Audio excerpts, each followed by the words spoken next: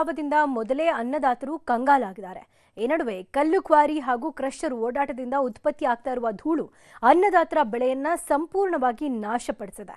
ಇದರಿಂದ ಸಿಟ್ಟಿಗೆದ್ದ ಅನ್ನದಾತರು ಕ್ರಷರ್ ವಾಹನಗಳನ್ನು ಅಡ್ಡಗಟ್ಟಿ ಪ್ರತಿಭಟನೆ ನಡೆಸಿ ಆಕ್ರೋಶ ವ್ಯಕ್ತಪಡಿಸಿದ್ದಾರೆ. ಈ ಘಟನೆ ಎಲ್ಲಿ ಆಗಿರೋದು ಅಂತೀರಾ? ಸಂಪೂರ್ಣ ವರದಿ ಇಲ್ಲಿದೆ.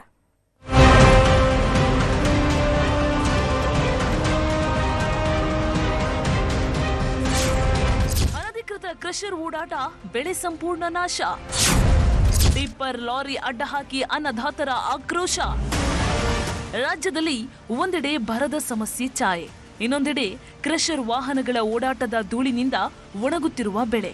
ಕ್ರಷರ್ ವಾಹನ ತಡೆದು ಆಕ್ರೋಶ ಹೊರಹಾಕ್ತಿರೋ ರೈತರು. ಈ ಎಲ್ಲ ದೃಶ್ಯಗಳು ಕಂಡು ಬಂದಿದ್ದು ಚಿಕ್ಕಬಳ್ಳಾಪುರ ತಾಲೂಕಿನ ಯಲಗಲಹಳ್ಳಿ ಗ್ರಾಮದಲ್ಲಿ. ಯಲಗಲಹಳ್ಳಿ ಗ್ರಾಮದ ಬಳಿ ಸರ್ಕಾರಿ ಕಲ್ಲುಪುಡಿ ಘಟಕಗಳ ನಿರ್ಮಿಸಲಾಗಿದೆ. ಅದರಲ್ಲಿ 30ಕ್ಕೂ ಹೆಚ್ಚು ಕಲ್ಲುಪುಡಿ ಘಟಕಗಳು ಕಾರ್ಯನಿರ್ವಹಿಸುತ್ತಿದ್ದು, ಅನಧಿಕೃತವಾಗಿ 150ಕ್ಕೂ ಅಧಿಕ ಕ್ರಷರ್ಗಳಿವೆ.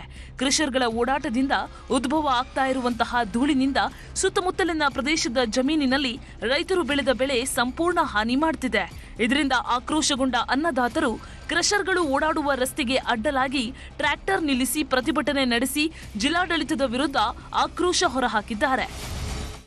ಈ ಸರೌಂಡಿಂಗ್ ಎಲ್ಲ ಯಲಗಲಹಳ್ಳಿ ಮಜರಾಗ್ ಸೇರುತ್ತೆ. ಈ ಕ್ರಷರ್ಗಳೆಲ್ಲ ಬಂದು ಪೆರೇಸಂದ್ರ ಪಂಚಾಯತ್ ಇದು ಯಲಗಲಹಳ್ಳಿ ಮಜರಾಗ್ ಸೇರುತ್ತೆ.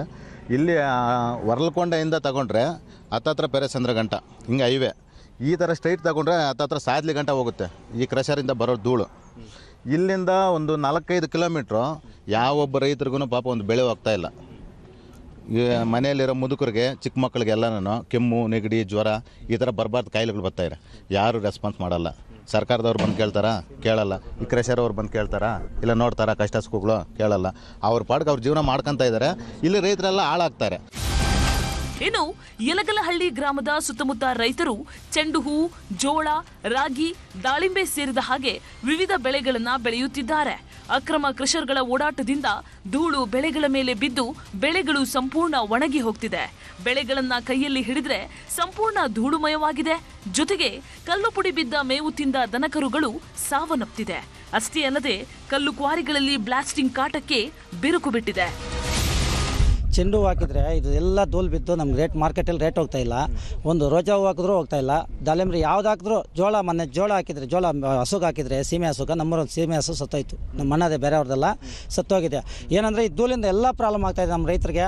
ನೀರು ಇಷ್ಟೋ ನೀರು ಬಂದರೆ ಏನೋ ಬೆಳೆ ಸ್ವಲ್ಪ ಬೆಳ್ಕೊಂಡು ನಾವೇನೋ ಉದ್ಧಾರ ಆಗೋಣ ಅಂತ ಈ ಥರ ಹಾಕಿದ್ರೆ ಧೂಳು ಬಂದು ಇದು ಮಾರ್ಕೆಟಲ್ಲಿ ರೇಟೇ ಹೋಗ್ತಾ ಇಲ್ಲ. ಇವಾಗ ಇದೇ ನಮ್ಮ ಸಮಸ್ಯೆ, ಇನ್ನೇನಿಲ್ಲ. ಕ್ರಷರ್ದೇ ಸಮಸ್ಯೆ. ಧೂಳು ಬರ್ತಾಯಿದೆ, ಅವ್ರು ಕಂಟ್ರೋಲ್ ಮಾಡ್ತಾಯಿಲ್ಲ ಧೂಳನ್ನ.